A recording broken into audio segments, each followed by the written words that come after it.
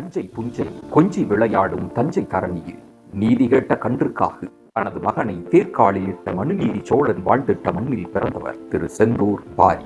சுதந்திரத்திற்கு முன்னால் எல்லோருக்கும் கல்வி என்ற உயரிய நோக்கத்தோடு மிகவும் பிற்படுத்தப்பட்ட விளிம்பு நிலை மக்கள் கல்வி பெற வேண்டும் என்கிற மாபெரும் கனவுகளோடும் தொடங்கப்பட்ட வேலுடையார் கல்வி நிறுவனங்களின் தாளாளர் தான் திரு செந்தூர் பாரி அவர்கள். இன்றும் அவர்களது கல்வி குழுமத்தில் 5000 மாணவர்கள் கல்வி பயில்கின்றனர். இளம் வயதிலிருந்து இயற்கையின் மீதும் சூழலியல் மீதும் தனியாத இவரின் காதல்தான் சூழல்களை சுற்றியே நகர வைத்தது. கோவை PSG கல்லூரியில் முதுகலை சமூக படிப்பை முடித்தார். எக்ஸ்னோரா என்ற ஆலமரத்தில் ஒரு தன்னார்வலராக இணைந்து ஆசியாவின் மிகப்பெரிய திருவாரூர் தேர் வலம் வரும் 4 வீதிகளையும் பசுமை பரப்பாய் மாற்றியது இவரது முதல் சாதனை. கஜா புயலின் கோர தாண்டவம் டெல்டாவை உருகுலைத்த போது சில நபர்கள் டெல்டாவிற்கு மீள் உருகொடுத்தார்கள்.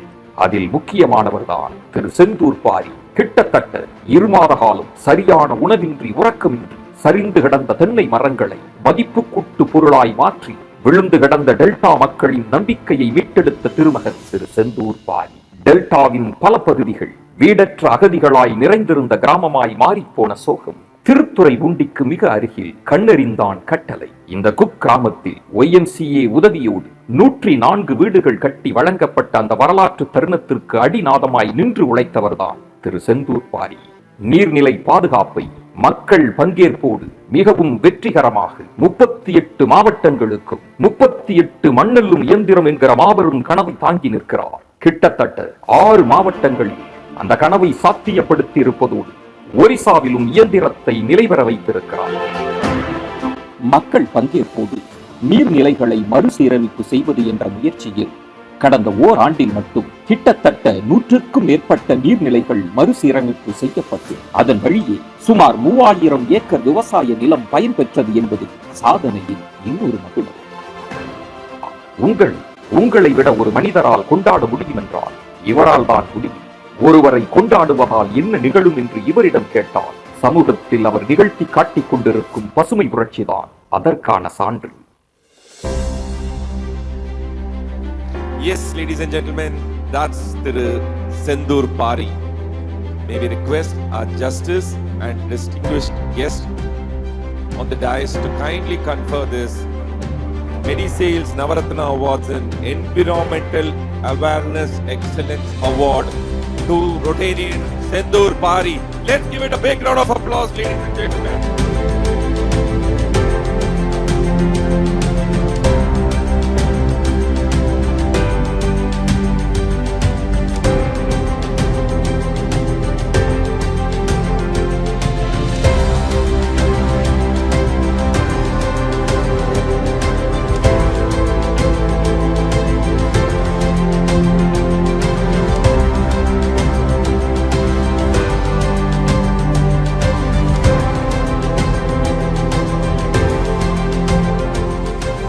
ரோட்டரி உலகின் ஒரு பெருமைமிகு ரோட்டரி மாவட்டத்திலிருந்து பெருமைமிகு ஆளுமைகளால் இந்த தேர்ந்தெடுக்கப்பட்டதற்காக அதற்கு மிகப்பெரிய நன்றிதனை தெரிவித்துக் கொள்கிறேன். அது நீரின்றி அமையாது உலகு, இது வள்ளுவம். நீர் குறித்து எங்க பேசினாலும் அதான் சொல்லுவாங்க. ஆனால் நீர் நிலைகளின்றி அமையாது நீர். நீர் இருக்கணும்னு இன்னைக்கு உலகத்திலேயே அதிக மழை பொழிகிற சிறப்புஞ்சியில் ஆண்டிற்கு 4 மாதம் தண்ணீர் கிடையாது. சென்னைக்கு 1400 மில்லிமீட்டர் மழை, 14000 மில்லிமீட்டர் மழை சிறப்புஞ்சியில். ஆனால் 4 மாதங்கள் தண்ணீர் கிடையாது. தமிழ்நாட்டில் 2 தண்ணீர் பிரச்சனை.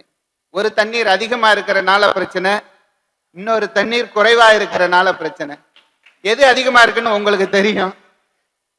எனவே இந்த தண்ணீருக்காக என்னெல்லாம் செய்ய முடியும், அதற்கான அதாவது உலகின் மிகப்பெரிய பிரச்சனை என்று சொன்னால் அது நீர் தான்.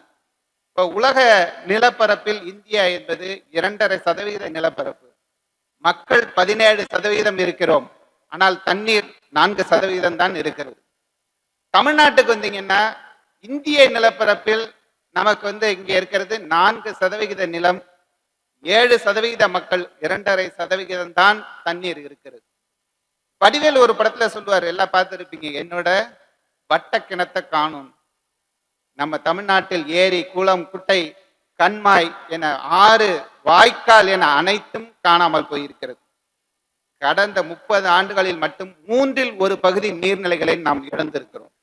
இப்போ உங்களுக்கு நல்லா தெரியும், அதாவது இப்ப பெருவெள்ளம் வந்தது, அதே மாதிரி இதற்கு முன்னாடி இப்போ பெருந்தொற்று 2 ஆண்டுகள் காணாம போச்சு. அதுல இந்தியா முழுவதும் 5,33,000 பேர் இறந்தார்கள். 2004 ஏற்பட்ட சுனாமி உலகம் முழுவதும் 2,30,000 பேர் இறந்தார்கள். ஆனால் ஆண்டுதோறும் இந்த கழிவு நீர் கலந்த நீரால் 2 லட்சத்துக்கு மேற்பட்டவர்கள் இந்தியாவில் நாம் இறந்து கொண்டிருக்கிறார்கள்.